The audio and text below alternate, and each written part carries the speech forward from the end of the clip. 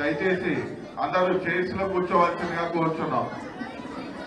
Master planning పూర్తి చేశారు. రోడ్లని major trunk infrastructure అంతా వేశారు.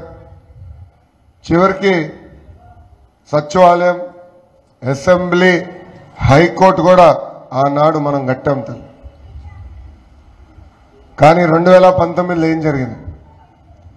ఒక్క అవకాశం మన మాయ మాటలు అందరు పడిపోయి ఈరోజు మోసపోయారు. అమ్మా, ఏ ముఖ్యమంత్రి అయినా తీసుకునే మొదటి నిర్ణయం ఒక సంక్షేమం అభివృద్ధి కార్యక్రమం, అంటే ఒక పాజిటివ్ నిర్ణయం. కానీ జగన్మోహన్ రెడ్డి గారు తీసుకున్న మొదటి నిర్ణయం ప్రజావేదిక కూల్చుతాం తల్లి. అక్కడి నుంచి విధ్వంసం మొదలుపెట్టారు, అడుగడుగున ఇబ్బంది పెట్టారు. దాని తర్వాత 3 ముక్కల ఆటలు ఆడటం మొదలుపెట్టారు. ఆఫ్రికాని ఎవరిని ఆదర్శంగా తీసుకుంటారండి? అలాంటిది ముఖ్యమంత్రి గారు ఆఫ్రికాని ఆదర్శంగా తీసుకుని 3 రాజధానులు అన్నాడు. కర్నూలులోకి ఇటుకేశాడా? లేదు. అమరావతి సర్వనాశనం చేశాడు. విశాఖపట్నంలో ఒక్క పని చేశాడు తల్లి, అది 500 కోట్ల రూపాయలు ఖర్చు పెట్టి ఆయన ఉండేదానికి ఒక ప్యాలెస్ కట్టుకున్నాడు. ఈ రోజు దాని గురించి కూడా చెప్పాలి తల్లి, ఋషికొండ గురించి కూడా చెప్పాలి.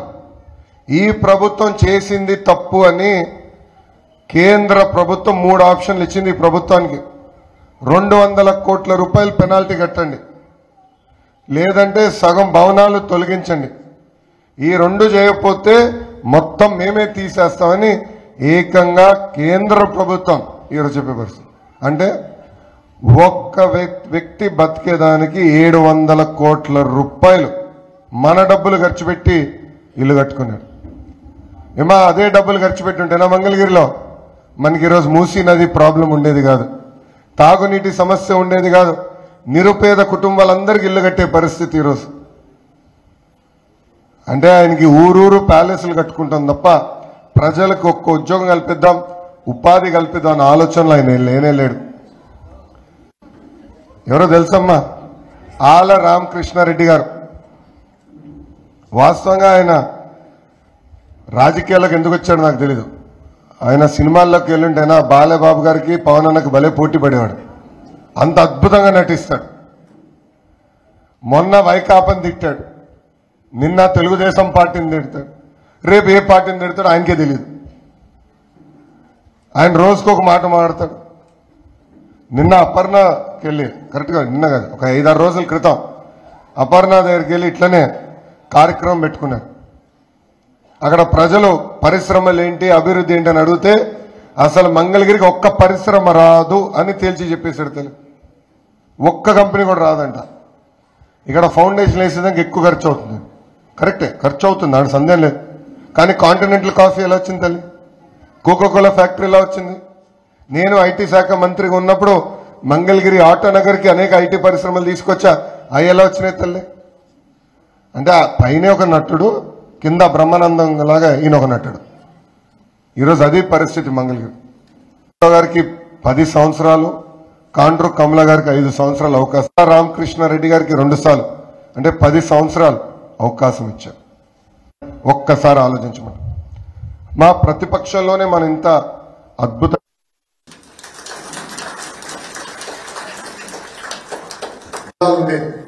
ఒక్కొక్క జిల్లాకు ఒక్కొక్క ప్రాధాన్యత ఇచ్చాం అని అనంత మ్యానుఫ్యాక్చరింగ్ అని ఇట్లా ఒక్కొక్క జిల్లాకు ఒక్కొక్క ప్రాధాన్యత ఇచ్చాం.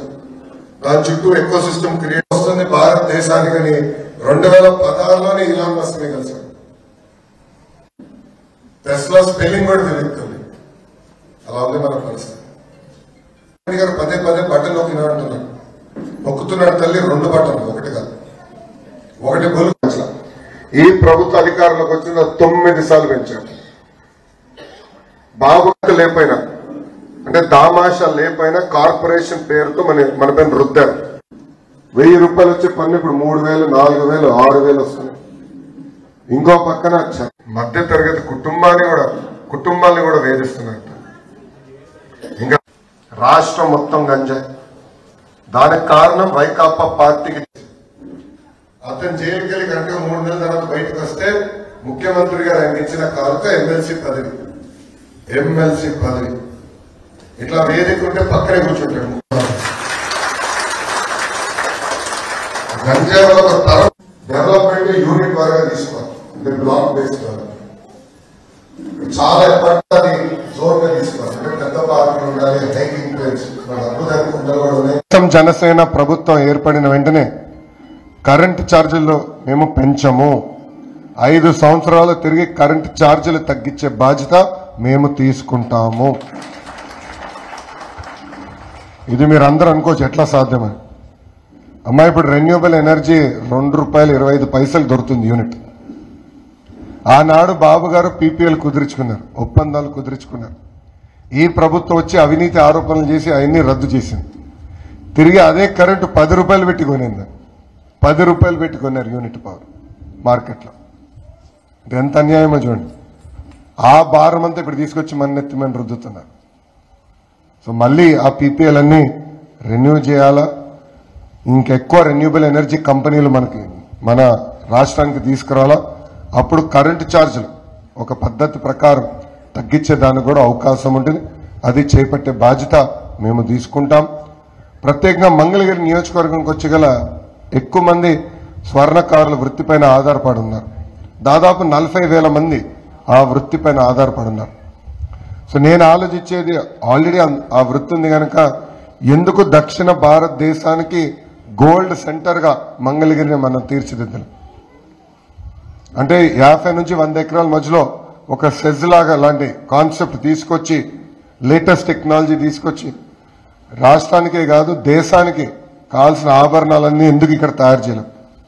తనిష్క్ వాళ్ళు చేశారు కర్ణాటకలో ఒక సెంటర్లో.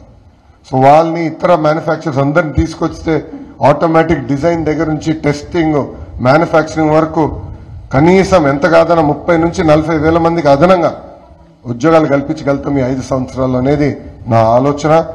అది కూడా చేద్దాం అనుకుంటున్నాం. దాంతోపాటు అందరు తెలిసిన విషయమే ప్రైమరీ ఐటీ అనేది విశాఖపట్నం వెళ్తుంది. కాస్మోపాలిటన్ కల్చర్ అక్కడ ఉంది, కనెక్టివిటీ ఉంది. కానీ తెలుగుదేశం పార్టీ అధికారులు ఉన్నప్పుడు అనేక ఐటీ పరిశ్రమలు ఇక్కడ కూడా తీసుకొచ్చాం. తప్పనిసరిగా ముందు కూడా ఐటీ కంపెనీలు మన ప్రాంతానికి తీసుకొచ్చే బాధ్యత నేను తీసుకుంటానని మీ అందరికీ నేను హామీ ఇస్తున్నాను.